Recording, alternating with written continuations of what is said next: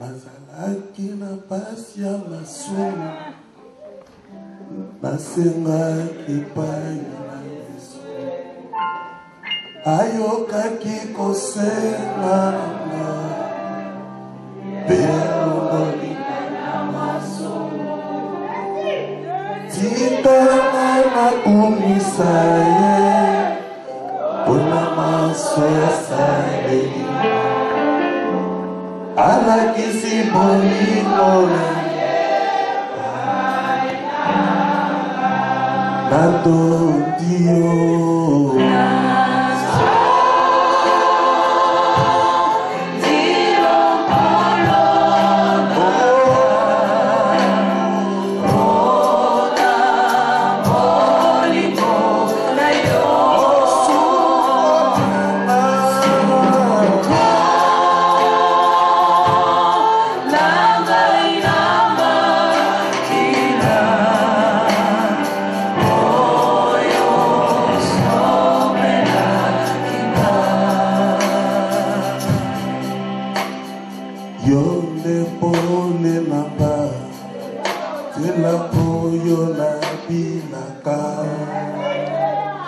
Yone mwinda nanga zela oyo nabilaka nakokende lisusu wapi yone maloba ya bomo etamboli nanga na se ya ntango yo ekamani na yo kolo yone pole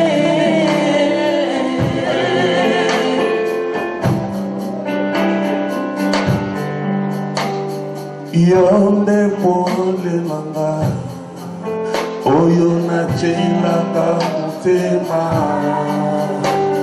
yonde mwinda nanga njela oyo nabilaka nakokende lisusu wapi yozala maloba ya bomo ezamboli nanga nase na ntango yo ekamani na yo olo yonde pole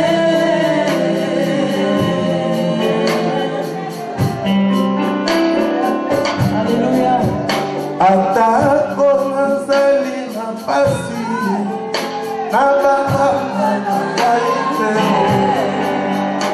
atako nazali na pasi nabangaka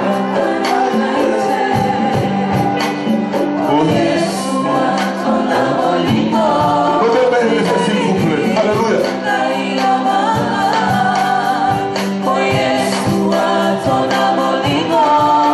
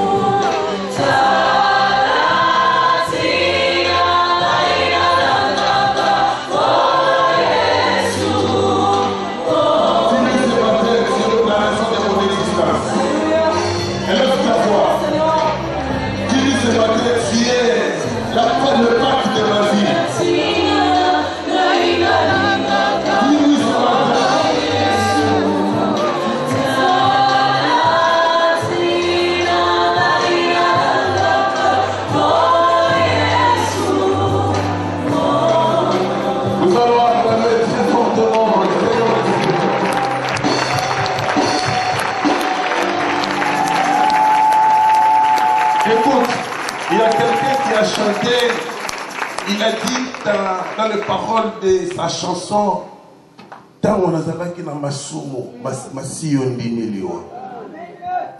Est-ce qu'on peut acclamer cet homme, mesdames? Gloire à Dieu. Nous allons nous asseoir. Tu salues pour moi 3 personnes à tes côtés. Tu leur souhaites un joyeux Pâques. Tu leur déclares de très belles paroles de bénédiction.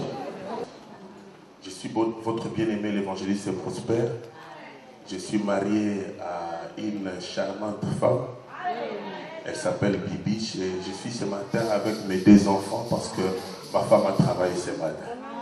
Et on a parlé, elle m'a dit de pouvoir vous saluer au nom de Jésus. Gloire à Dieu. Ce matin, nous allons parler sur un thème que j'estime capital. Pourquoi? Parce que c'est l'essence même de notre vie. Mon thème de ce matin est intitulé « 7 sortes de démons ». Pas le 7 du chiffre 7, mais l'autre 7 avec C et double T avec E à la fin. 7 sortes de démons. Alléluia. Amen. Amen. Nous prenons les livres de Exode chapitre 6.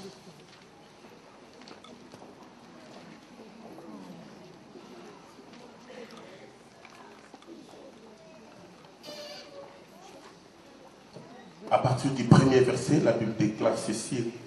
L'Éternel dit à Moïse, dis avec moi, l'Éternel dit à Moïse. Dis avec beaucoup de conviction, l'Éternel dit à Moïse. Qu'est-ce qu'il lui dit? Tu vas voir maintenant, ce n'est pas demain, aujourd'hui. Tu vas voir de tes yeux ce que je vais faire au Pharaon. Une main puissante les forcera à les laisser partir. Une main puissante de l'Éternel le forcera à les chasser de son pays. Vous savez, Israël, par la promesse de Dieu à son serviteur Abraham, il lui a dit, ta descendance sera esclave dans un pays étranger. Et dans ce même pays, ils seront réduits en esclavagisme pendant plusieurs années. Et en tant que Dieu, je vais m'organiser pour que la délivrance leur soit, n'est-ce pas, accordée. C'était dans la préscience et dans la souveraineté de Dieu. Vous savez, le Dieu que nous invoquons, c'est un Dieu souverain. Dieu peut permettre à un moment de ta vie que tu puisses connaître des situations difficiles. Des situations où tout le monde te rejette. Des situations où malgré ton assiduité à l'église, mais tu ne vois pas la gloire de Dieu. Et c'est ce qui est arrivé à Israël, c'est-à-dire la descendance d'Abraham. Alors Israël se retrouve en captivité dans le pays d'Égypte. Et dans ce même pays, ils étaient rapporteurs économiquement. Pourquoi? Parce que c'était Israël qui avait participé à la construction des pyramides. Ils ont contribué à la vie socio-culturelle, même économiquement parlant, par rapport à l'Égypte ainsi qu'à Pharaon. Alors, c'était difficile pour Pharaon de pouvoir les libérer. C'était difficile pour Pharaon de pouvoir les laisser partir en paix, de manière à ce qu'ils aillent servir Dieu. Et lorsque l'Éternel se révèle à son serviteur Moïse, il lui dit, Pharaon ne laissera pas partir mon peuple avec facilité. C'est pourquoi dans le passage que nous venons de lire, l'Éternel se révèle une fois de plus à son serviteur Moïse. Il lui dit, voici maintenant ce que moi, Dieu, je veux faire à Pharaon.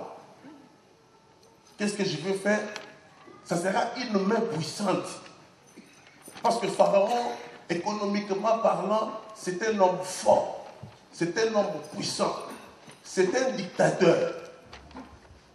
Et mon peuple est rapporteur économiquement parlant, culturellement parlant. Je connais Pharaon.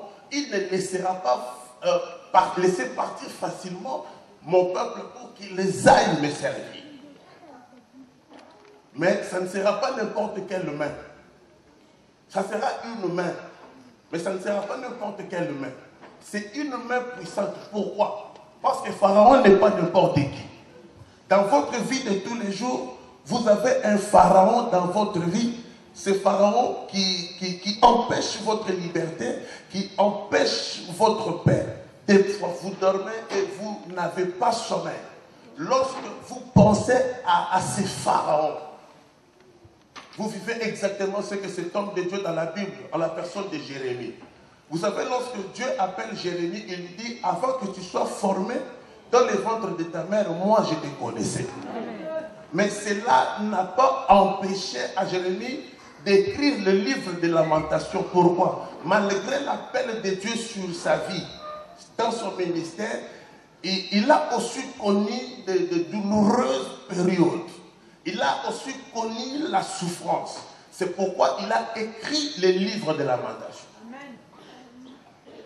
Mais dans Lamentation, il y a un verset que tout le monde connaît. Lorsque cet homme de Jérémie dit, lorsque je pense au poison et à l'absinthe, mon âme est dégoûtée au-dedans de moi. Mais je veux faire une chose. Et ce qui va me donner de l'espérance, c'est quoi la chose? Les bontés de l'Éternel ne sont pas épuisées. Au contraire, elles se renouvellent chaque matin. Et je suis en train de prier à quiconque est en train déjà d'écrire le livre de Lamentations. Je suis en train de dire à Dieu que ces bontés qui ne sont pas encore épuisées puissent commencer à se révéler et à se renouveler ce matin dans ta vie. Alors il dit, Pharaon est fort, il est puissant, je connais Pharaon. Il ne vous laissera pas partir avec facilité. C'est une main qui va, n'est-ce pas, les forcer à pouvoir vous libérer de son pays. Et l'Éternel emploie le verbe chasser. Il dit, la délivrance ne viendra pas avec facilité, car une main puissante forcera à Pharaon de pouvoir vous chasser de l'Égypte. Je suis venu dire à quelqu'un ce matin, ta bénédiction sera forcée de la part de Dieu. Je me rappelle encore d'un verset dans la Bible où la Bible déclare que le Seigneur était en train d'enseigner dans une maison. Il y avait tellement une foule immense de sorte qu'il n'y avait plus de place. Alors, une famille, j'espère, ont pris leurs malades. Et ils sont venus, comme ils avaient appris que Jésus était en train d'enseigner quelque part dans une maison, ils ont amené aussi leurs malades. Et arrivés dans la maison, ils ont trouvé qu'il n'y avait pas de moyens pour, n'est-ce pas, faire accéder leurs malades afin qu'ils soient guéris. Vous savez ce qu'ils ont fait? Ils ont déchiré les toits. Déjà, il y a délivrance et moyen à bon moyen. Dieu va forcer ta bénédiction. Dieu va forcer ta guérison. Dieu va forcer ton miracle. Que le pharaon de ta vie le veuille ou pas. Que les tentes de ta famille le veuillent ou pas. L'heure est venue pour que tu voies la gloire de Dieu. S'il faut que Dieu déchire les toits, il va déchirer les toits pour que toi tu sois délivré. Pour que toi tu rentres dans ce mariage. Et je suis en train de prier à Dieu. Qui connaît ton pharaon, qui connaît ta souffrance. Je suis en train de lui demander d'ouvrir le ciel aujourd'hui. De comment il a dit Fungola Nicolo. Dis avec moi Fungola Nicolo.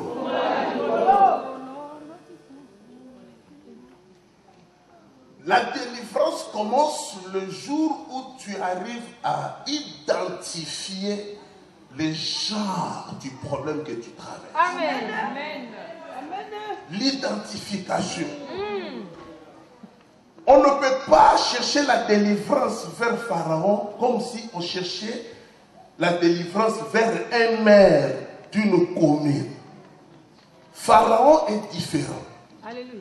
Il est fort et il est puissant, mais il n'est pas tout puissant. Et Dieu ne peut pas intervenir auprès de Pharaon pour ta délivrance avec une main normale. L'Éternel dit ici à Moïse, dit, une main mais puissante. Le port qu'on a, ça ne sera pas n'importe quelle main qui va intervenir. Et cette main, je suis en train de l'apercevoir dans ta vie ce matin. Zacharie chapitre 4.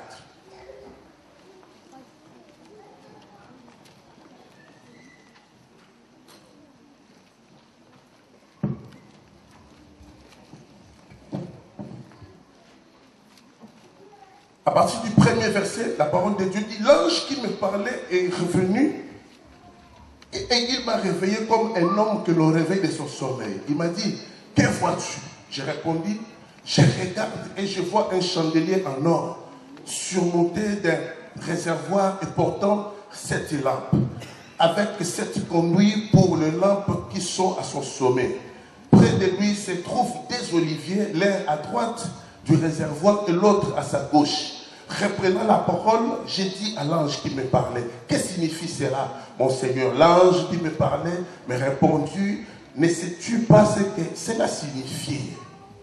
J'ai dit non, mon Seigneur.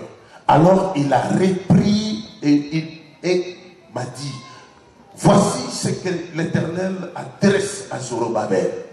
Ce n'est ni par la puissance, ni par la force, mais c'est par mon esprit. Dis avec moi, c'est par mon esprit. Dis très fort, c'est par mon esprit. Donc l'heure est venue que l'esprit de l'Éternel intervienne dans ta vie. Il dit ici, c'est par mon esprit, dit l'Éternel, le maître de l'univers. Verset 7.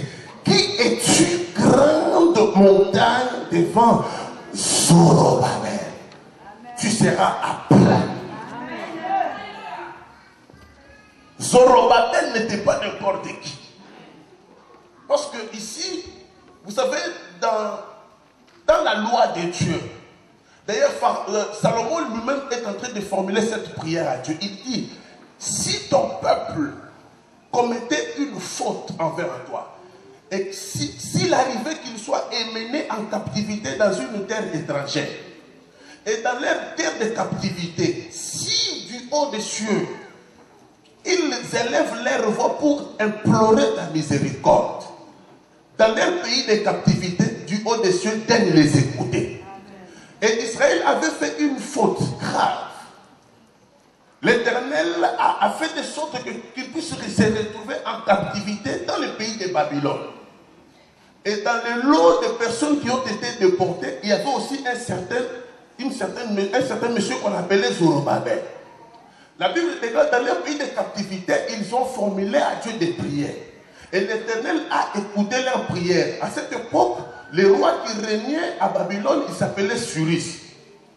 Et Cyrus les a autorisés de sortir du pays de captivité pour retourner en Israël afin d'aller reconstruire la maison de Dieu. Et sous le leadership de Zorobabel, Israël retourne en captivité, retourne, n'est-ce pas, dans leur pays en Israël. Une fois arrivé en Israël, la Bible déclare que Zorobabel a pris l'initiative de commencer à construire la maison de Dieu. Ils ont posé, n'est-ce pas, le fondement de la maison. Dès lors que le fondement de la maison a été fait, la Bible déclare que les villes environnantes, ils ont sombré dans la jalousie. Ils ont commencé, n'est-ce pas, à s'opposer à leurs travaux. Et cela a découragé Zorobabel ainsi que, n'est-ce pas, ses contemporains. C'est pourquoi, dans leur découragement, le Seigneur va maintenant leur envoyer une prophétie.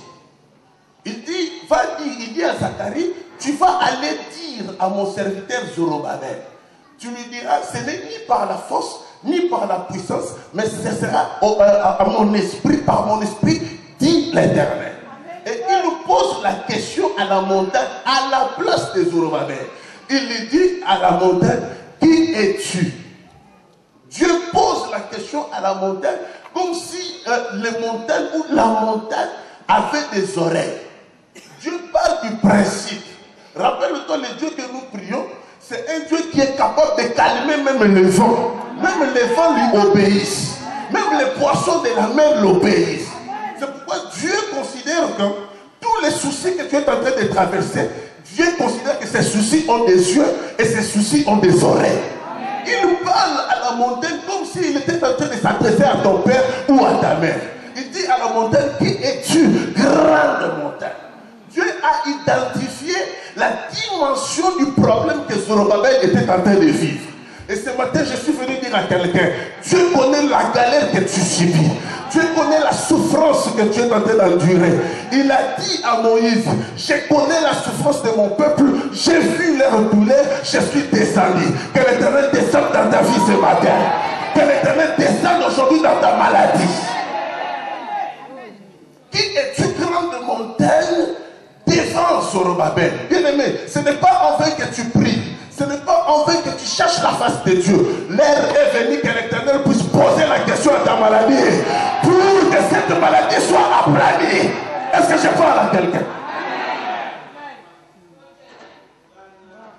Et si tu lis dans les livres de Matthieu chapitre 17,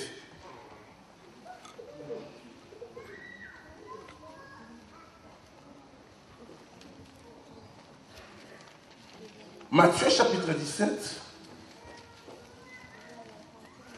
verset 14. La Bible déclare que lorsqu'ils furent arrivés près de la foule, un homme vint se jeter devant Jésus et dit, Seigneur, aie pitié de mon fils qui est épileptique et qui souffre cruellement. Dis avec moi cruellement. Dis avec moi cruellement. Donc cruellement veut dire il souffre à une dimension élevée. Il souffre cruellement. Il tombe souvent dans le feu et dans l'eau. Je l'ai amené à tes disciples et ils n'ont pas pu le guérir. Génération incrédule et perverse, répondit Jésus. Jusqu'à quand serai-je avec vous? Jusqu'à quand devrais-je vous supporter? Amenez-les-moi ici. Jésus menaça les démons. Dis avec moi, Jésus menaça les démons. Dis très fort, Jésus menaça les démons. Je m'étonne, vous savez, les enfants de Dieu ne savent pas s'accaparer de la puissance que Dieu leur a accordée. Vous savez, les démons, les sorciers, ils savent utiliser la parole. Tu verras qu'ils ont des choses qu'ils ont prononcées dans ta vie et ces choses arrivent. Alors si l'Éternel te donne une bouche pour parler, il faut savoir déclarer des choses. Quelqu'un peut me dire amen. La Bible déclare que la mort et la vie sont au pouvoir de la langue. Alors ici, j'aimerais que tu puisses dire avec moi, Jésus menaça les démons. Jésus menaça la maladie. Jésus menaça les sorciers. Écoute ce que la parole de qui sortit de l'enfant. Lorsque Jésus menace les démons ne peuvent pas résister parce que ce n'est pas une personne normale. Lorsque Pierre a rencontré cet homme, il a dit, à qui irions-nous encore? Car c'est toi qui as les paroles de la vie éternelle. Les démons ne pouvaient que sortir. Pourquoi? Parce que c'était Jésus, le ressuscité du troisième jour, qu'il avait menacé. Et que c'est Jésus menace aujourd'hui les sorciers de ta famille. Et celui-ci fut guéri à partir de ce moment-là. Alors les disciples s'approchèrent de Jésus et lui dirent en privé. Dis avec moi en privé. En privé. Parce que parce qu'on dirait Sony, mais comment n'avons-nous pas pu guérir cet enfant? Et c'est l'autre qui a la banane. C'est parce que vous manquez de foi, leur dit Jésus.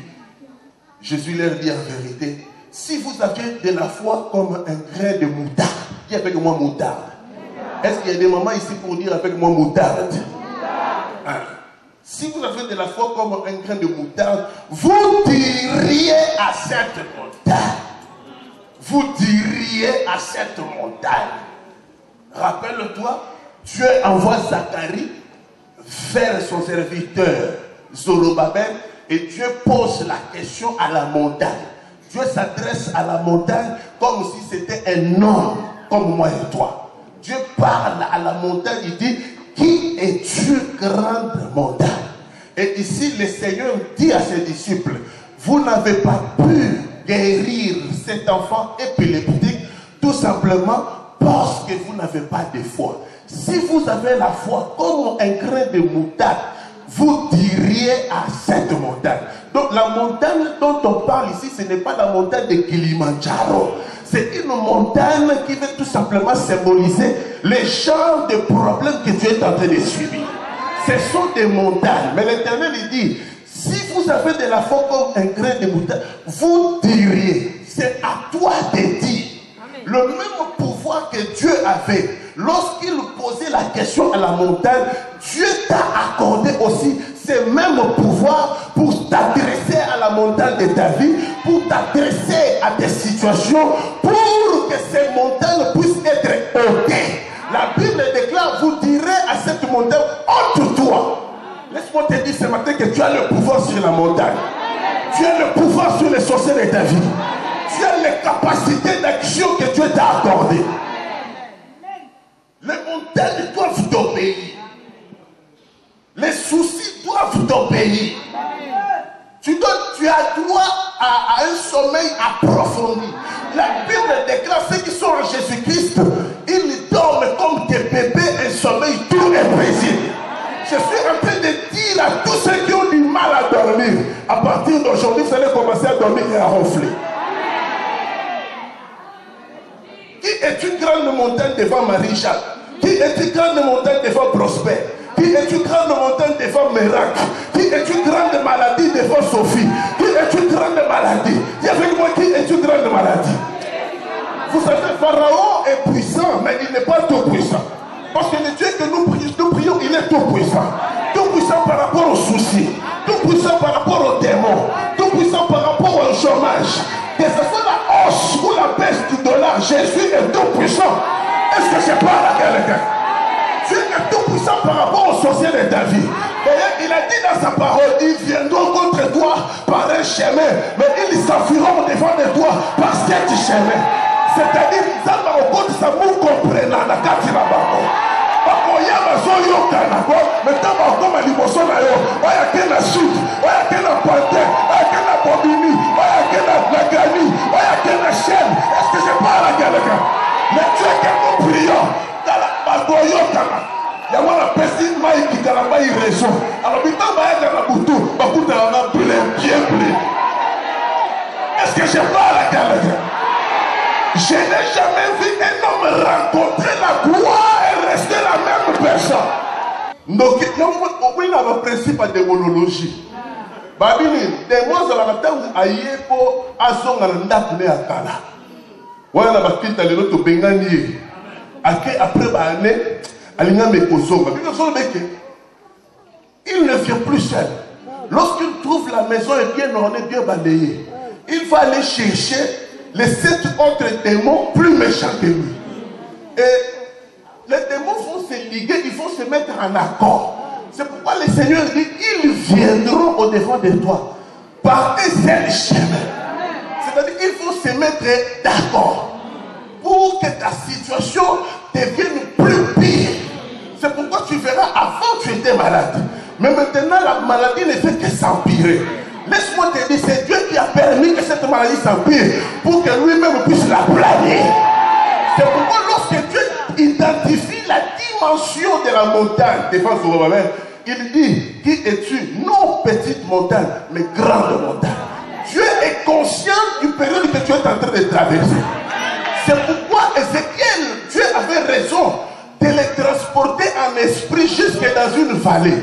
Ce n'était pas n'importe quelle vallée. Tout simplement, c'était une vallée remplie d'ossements. Mais pas n'importe quel ossement. La Bible déclare que les ossements étaient secs. Il faut que la vallée dont tu traverses ait des ossements secs pour que Dieu te transporte par son esprit. Quand vous me permettez au monde de la famille, on est un rosicrisien. Amen. C'est Dieu qui a permis que tu naisses dans cette famille. La Bible parle dans Proverbe, les damans, peuple sans force, mais qui trouve son refuge dans les rochers. Qui est une grande montagne? C'est Dieu qui a permis que cette appendicite règne encore dans ta vie. Bien aimé, vous savez, notre délivrance doit être proportionnelle à la dimension de notre Dieu. Dieu a permis à ce que jusqu'aujourd'hui, depuis ton mariage, que tu aies du mal à mettre au monde. Parce que Dieu savait que ta bénédiction doit être une bénédiction spectaculaire. Moi, je crois au spectacle de Dieu. Je crois au festival de l'esprit. va bénir un jour la fête. On va tout bazala.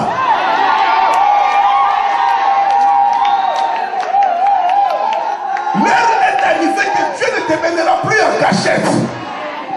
C'est pourquoi il a permis que cette souffrance perdure. Qui est-tu grande maladie? Qui est-tu grand problème? Qui est-tu grand souci devant Zorobabel? Toutes les dîmes que tu as payées sont en train de parler. C'est ce qui te donne droit à la guérison. Toutes les offrandes que tu as données, vous savez, il fait froid dehors. Mais tu as dit, je vais aller quand même dans la maison de Dieu. Tu es Zorobabel. Puisque tu es Zorobabel, aucune montagne ne pourra te résister. Aucune maladie ne pourra te résister. Et tu marcheras sur les démons de ta vie.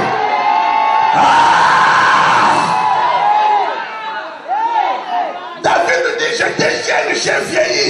Je n'ai point vu les justes abandonnés. Les justes abandonnés.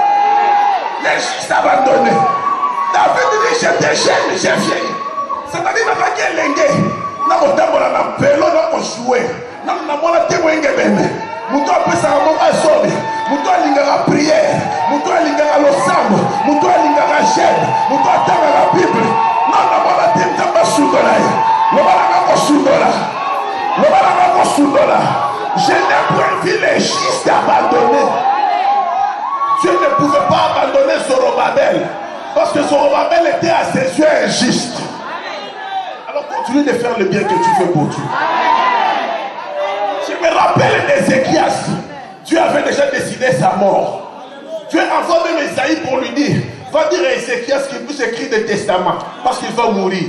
Et Ézéchias était un roi. Il était atteint d'une maladie du cerveau. Mais lorsque Esaïe sortait, la Bible déclare qu'il n'était pas encore arrivé dehors. N'est-ce pas, Ézéchias a tourné le visage, front contre lui. Qu'est-ce qu'il dit à Dieu? Seigneur, souviens-toi que j'ai marché toute ma vie dans la vérité. Nous avons ne pas dans Zambé. Pas prière au Sala. Et ça va être consommé de Zambé. Et ça dit que les Sala dans Zambé. Les gens vont me foutre à moi. Que Dieu te paye, c'est là. Que Dieu te paye, c'est la frère. Que Dieu te paye, c'est là.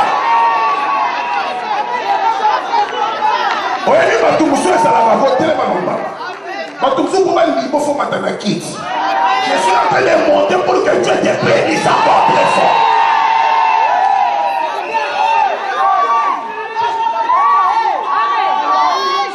Ce n'est pas en vain que nous servons Dieu.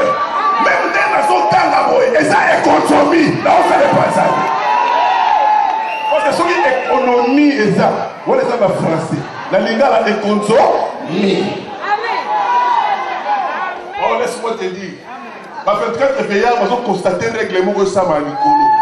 Babi, tout le monde qui coupe mon monnaie, mais la carte, on a pas le sang, il y a pas qui vient de ça. Dieu est un grand économiste. Autant marqué, il est en train de payer tout ce que tu as fait. Amen. Cette sorte de démons ne sortent que par des prières et des jeûnes. Mais si vous avez une foi comme un grain de sénévé, un grain de moutarde, c'est-à-dire, parce que la moutarde, demandez aux mamans, c'est un assaisonnement.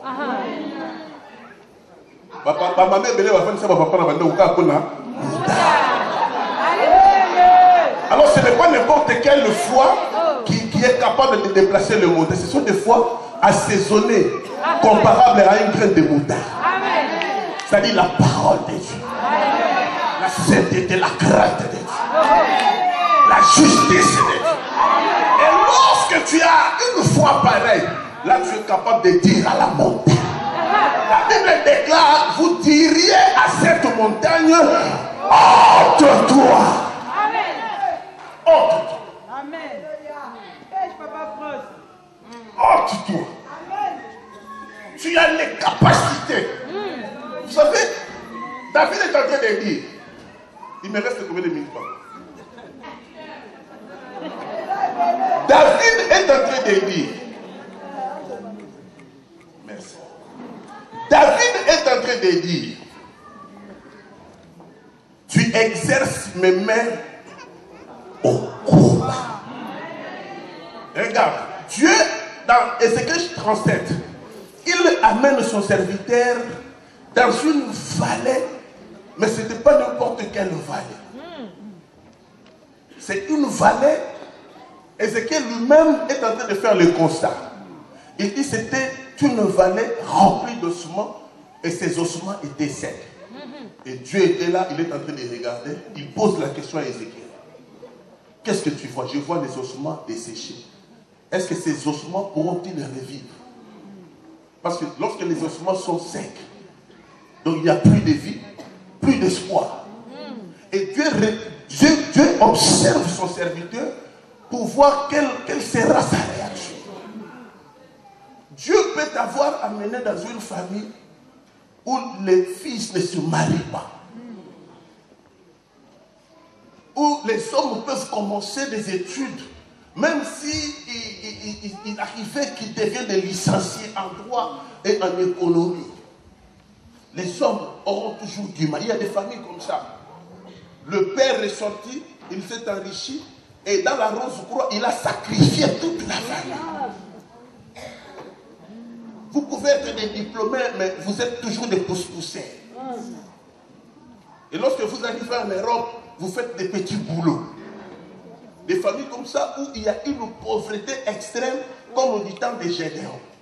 Gédéon dit à Dieu, je suis un vaillant héros, et pourtant ma famille est la plus pauvre en Manassé. Il fait le constat de sa famille. Il peut arriver que tu es sorti ou tu étais marié à un homme très difficile, un homme compliqué. Et depuis, vous n'avez toujours pas d'enfant. C'est Dieu qui a permis. Parce que Dieu a transporté Ézéchiel dans son esprit, mais il ne le fait pas reposer n'importe où. Il le fait reposer dans une vallée, mais où c'était rempli des ossements. Normalement, lorsque c'est Dieu qui quitte ta vie, nous avons toujours tendance à dire, comme dans le livre de Psaume chapitre 23, tu me conduis dans les vallées de la justice à cause de ton nom. Mais ici, ce n'est pas le cas. Ézéchiel, la Bible dit, il a été transporté par l'Esprit de Dieu. Normalement, Dieu devait le déposer dans une famille bénie, dans une famille de riches. Mais c'est le contraire. Dieu le prend, il le dépose dans la vallée, dans une vallée remplie d'ossements. Et il pose la question à Ézéchiel. Qu'est-ce que tu vois? Je vois les ossements mais qui sont secs. Est-ce que ces ossements pourront-ils revivre? Voilà la condition à laquelle tu es en train de te retrouver ce matin. Où toute chose est bloquée. Tu as peut-être 5, 6 papiers. Tu as les papiers d'Allemand, tu as les papiers des Chinois, mais rien ne marche dans ta vie. Parce qu'il y a des gens comme ça qui sont prêts à fouiller l'église parce qu'ils n'ont pas de papiers. Puisque tu es Zorobabel, Dieu te donnera même les papiers des Pakistanais.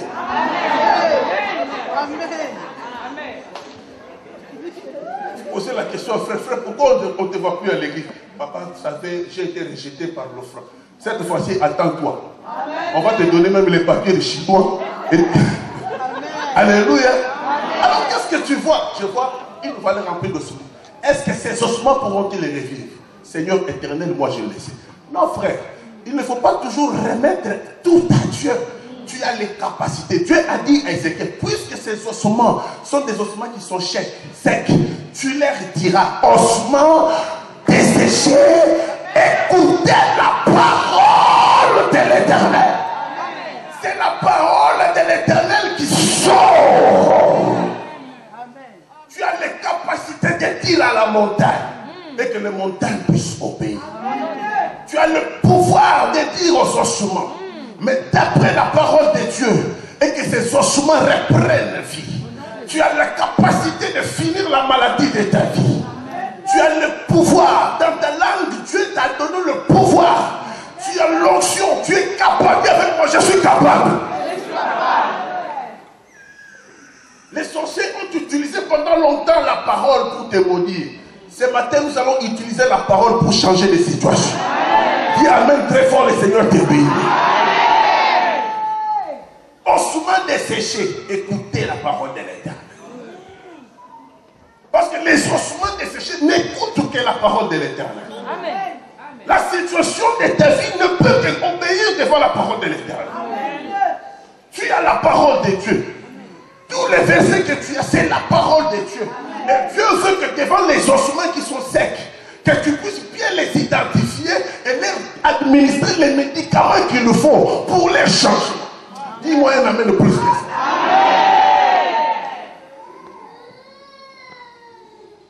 La main de l'Éternel me transporta en esprit. Amen.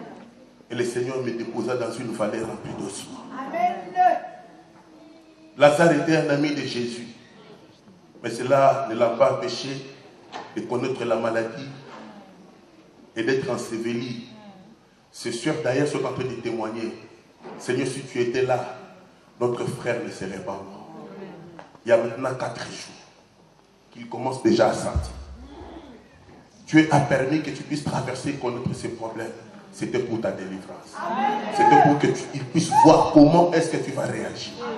Il dit à ses disciples, déplace-toi d'ici jusque-là et cela va s'accomplir. Rien ne vous serait impossible. Cependant, cette sorte de démons ne sortent que par des prières et des jeûnes. Que Dieu bénisse cette parole.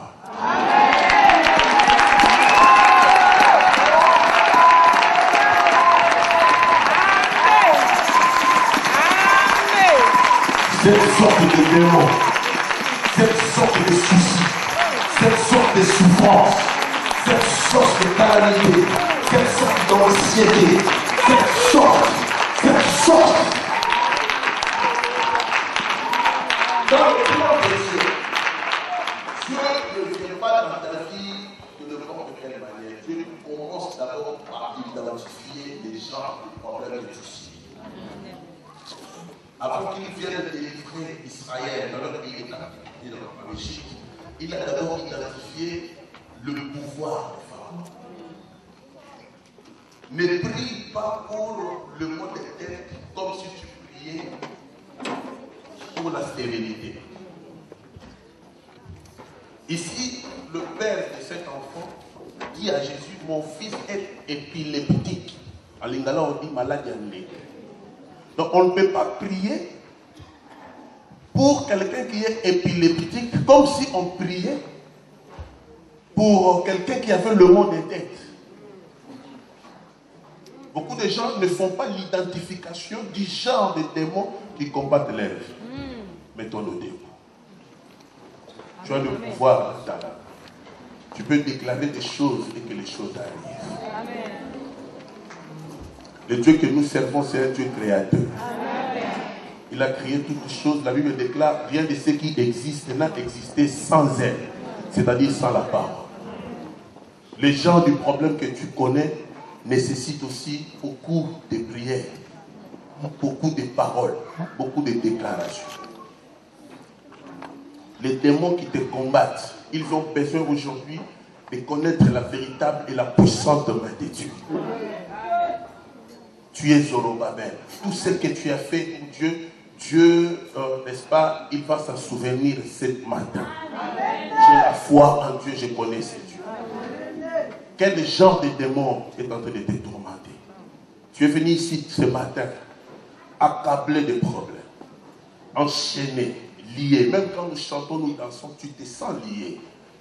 Mais j'ai un Dieu capable d'aplanir les montagnes ce matin.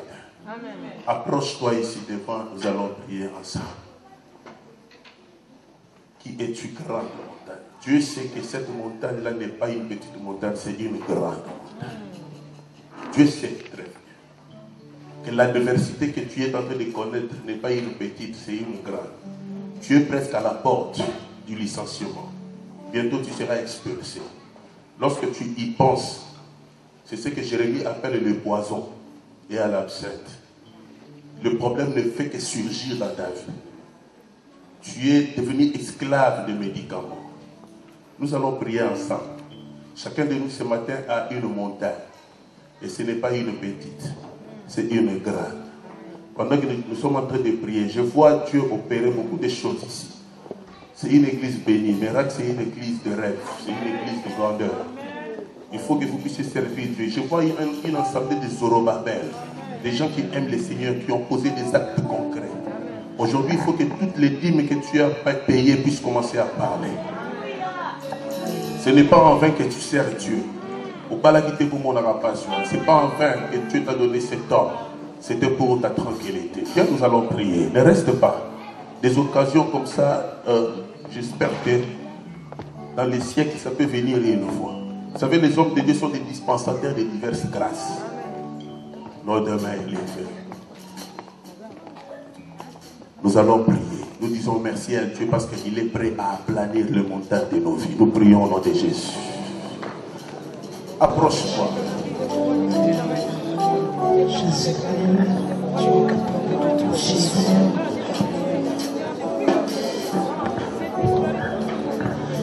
Oh, Jésus.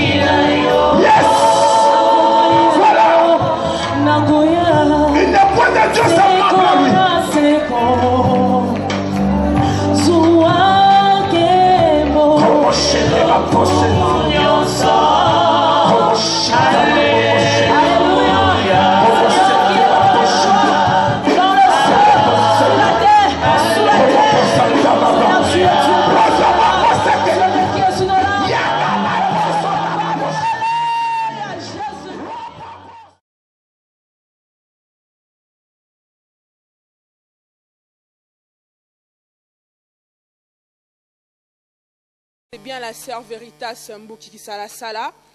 Le Seigneur nous a fait grâce aujourd'hui de recevoir un homme de Dieu parmi tant d'autres. La moisson est tellement grande, il y a peu de serviteurs, mais le Seigneur est en train de susciter des grands hommes de Dieu qui nous portent la parole. Je bénis le Seigneur pour la présence de l'homme de Dieu, le pasteur Prosper Chimanga. C'est le pasteur de l'église Montagne des Sion. Le pasteur aujourd'hui il est venu pour nous porter la parole. Et le thème d'aujourd'hui c'était 7 démons. C'est donc pas les chiffres 7, mais le C, 7 sortes de démons. Pas les chiffres 7, mais le C-E-D-T-E à la fin. Il nous a parlé de Exode 6. Il a enchaîné par Zacharie 4 et il a clôturé par Matthieu 17. Shalom, homme de Dieu. Shalom, ma soeur Veritas. Vous allez bien? Le Seigneur fait grâce, merci. Aujourd'hui, je peux dire c'est une journée spéciale, un dimanche spécial. On ne vous a jamais vu à l'église Mérac prêcher. Mais aujourd'hui, qu'est-ce qui vous a poussé à venir nous donner, nous faire manger cette bonne nourriture aujourd'hui, comme vous-même vous avez dit, à la moutarde? Non, mais voilà, donc c'était dans la souveraineté de Dieu, dans le programme de Dieu. Alors, j'ai béni déjà l'homme de Dieu, le pasteur Yohan Danfoumou, qui est pour moi un compagnon de captivité. Donc, il lui a plu, le Seigneur l'a touché, il a obéi à la voix de Dieu, il m'a cédé sa chair. Vous savez, dans les principes de Dieu, lorsque quelqu'un vous cède sa chair, donc c'est comme quelqu'un qui vous fait accéder dans sa chambre à coucher, c'est l'intimité pastorale. Donc je ne peux que bénir Dieu et bénir l'homme de Dieu ainsi que toute l'assemblée Mérac. Je suis de la maison, donc je ne suis pas un visiteur. Dans la présence de Dieu, il avait prévu que je passe aujourd'hui, voilà pourquoi on est là. Merci beaucoup l'homme de Dieu. Votre thème, 7 sortes de démons. Moi aujourd'hui, je m'attendais à un message comme c'est la Pâque, que vous prêchez, c'est quoi la Pâque, que vous nous expliquez le ministère de la Pâque, mais moi ça m'a choqué un peu que vous donnez ce message de, entre parenthèses, Zorobabel. Non, vous savez, la Pâque, lorsque le Seigneur instituait la Pâque, il a d'abord procédé à, n'est-ce pas, à la préparation. Il préparait le peuple de Dieu. Il n'y a pas de délivrance sans préparation. Parce que la Pâque, en gros, que ce soit dans l'ancienne ou dans le nouveau alliance, c'est tout simplement une phase de préparation. Nous devons nous préparer, nous devons apprendre à identifier le problème. Dieu a institué la Pâque, pourquoi? Parce qu'il avait déjà prévu à ce qu'il puisse traverser, envoyer son ange destructeur pour aller, n'est-ce pas, tuer les premiers-nés des Égyptiens ainsi que des pharaons. Donc il fallait d'abord identifier le problème. Donc voilà. Ce que je veux dire, vous avez identifié ces problèmes à travers, parce que vous avez dit cette sorte de demande ne sort que par des jeûnes et des prières. Je veux dire, votre thème, vous l'avez eu dans le Matthieu 17, mais après vous avez parlé de Pharaon, vous avez parlé de l'histoire des enfants d'Israël. d'Israël. Et vous avez parlé de Zorobabel, vous avez parlé d'Ézéchiel, vous avez parlé du roi Ézéchias. En fait, dans tout ça, quel est votre message d'aujourd'hui pour édifier le peuple de Dieu, de l'église Miracle, en même temps de l'église Montagne de Sion, de vous là où le Seigneur vous a placé? Quel est votre message parmi tous ces versets que j'ai pu citer? Avec Moïse, Dieu a identifié, n'est-ce pas, la grandeur de Pharaon. C'est pourquoi il lui dit, c'est une main puissante qui va, n'est-ce pas, intervenir pour la délivrance de mon peuple. Et avec Zorobabel, Dieu a identifié la grandeur de la montagne. Et avec, n'est-ce pas, Ézéchiel, Dieu a identifié le cadre, l'environnement dans lequel se trouvait, n'est-ce pas, Ézéchiel. Les ossements desséchés. Les ossements desséchés. Donc nous avons tout simplement voulu dire que Dieu, dans la phase de la préparation, il veut d'abord identifier, avant que la délivrance n'arrive, Dieu identifie le problème pour, n'est-ce pas, administrer le médicament qu'il faut pour résoudre le problème. Merci beaucoup, le pasteur Prosper Chimanga. Et vous avez dit, quand on connaît notre problème, c'est là, c'est la délivrance déjà. Est-ce que c'est vrai? Parce qu'il y a beaucoup qui connaissent leur problème, mais ils n'ont pas la délivrance. Non, mais lorsqu'on connaît, lorsqu'on a identifié les soucis, c'est ainsi que on peut prier par rapport à la grandeur ou à la petitesse du souci. Voilà le message. Merci beaucoup, le pasteur Prosper. On voulait savoir, votre église se situe où en France et quels sont vos programmes de culte et ces thèmes de Zorobabel, parce que j'ai vu dans www.mnokonadzambetv.com, vous parlez souvent de ces messages-là. Donnez l'adresse au peuple de Dieu en même temps qu'ils vont suivre à travers le monde entier, à travers le site internet YouTube, à travers votre site, à travers le monde entier. Nous sommes sur 34 avenue Charles de Gaulle. Nous prions tous les dimanches à partir de 14h jusqu'à 17h. Et je tiens à préciser que nous sommes à Stein, dans les 93 240 Stein, ici en France, précisément dans la région parisienne. Et tous les mardis, nous avons nos cultes de combat spirituel. Je vais profiter de votre caméra pour bénir aussi mes enfants, ceux qui vont me suivre en ce moment, que ce soit sur Mnokonadzambe TV, sur Kazarema, sur l'église Miracle. Vraiment, voilà, que le Seigneur notre Dieu vous fasse énormément du bien et surtout joyeux Pâques. Merci beaucoup, pasteur Prosper Chimanga. Pour clôturer, moi je voulais juste que vous édifiez une femme, un homme, un enfant, un serviteur de Dieu devant les faibles problèmes qu'ils ont, en disant que montagne qui es-tu devant pas Zorobabel. Zorobabel aujourd'hui n'est plus là, c'est toi qui es Zorobabel. Tu as posé des actes manifestes qui ont plu à Dieu, mais cependant tu es en train de traverser des périodes très difficiles. C'est exactement par rapport à ce genre de problèmes que le Seigneur t'interpelle et il veut tout simplement te dire que ces montagnes, ces problèmes que tu es en train de vivre ne vont jamais perdurer dans ta vie car ils seront aplanés. Donc les soucis que tu travailles, même si les médecins t'ont dit que c'est fini, il n'y a plus d'espoir, il n'y a plus d'avenir, sache-le que Dieu est avec toi et avec Dieu, vous ne pouvez que faire, n'est-ce pas, des exploits. Merci. Merci beaucoup, homme de Dieu, que le Seigneur vous garde et à très bientôt. Peuple de Dieu d'Église Miracle et Montagne de Sion, on a reçu l'homme de Dieu, le pasteur Prosper Chimanga, qui nous a parlé 7 sortes de démons. Pas le chiffre 7, mais le C-E-D-T-E à la fin. L'homme de Dieu a expliqué, 7 sortes de démons ne sortent que par de jeûne et de prière. C'était l'histoire de l'enfant qui était épileptique, ça veut dire qu'Abel a malade d'Andeke. Et le parent, ils ont amené cet enfant devant lui-même, le Yoshua Mashiach. Il a dit à ses disciples, 7 sortes de démons ne sortent qu'avec de jeûne et de prière. Donc je vous dis, les enfants de Dieu, pour tous vos problèmes, confiez-vous dans le Seigneur et jeûnez, priez, et je sais que le Seigneur planifiera cette montagne qui est devant vous. Cette montagne, c'est quoi? La maladie, le souci, beaucoup de problèmes qui est dans ce monde. Que la paix de l'Éternel vous garde et pouvez suivre l'homme de Dieu, le pasteur Prosper Chimanga, sur www.mnokonadzambetv.com. Que le Seigneur vous bénisse et je remercie l'homme de Dieu, le pasteur Yohani Tanfumu, pour cette disponibilité qui permet aux hommes de Dieu à venir nous donner cette bonne nourriture. Que le Seigneur vous garde et je vous dis à bientôt. Au revoir.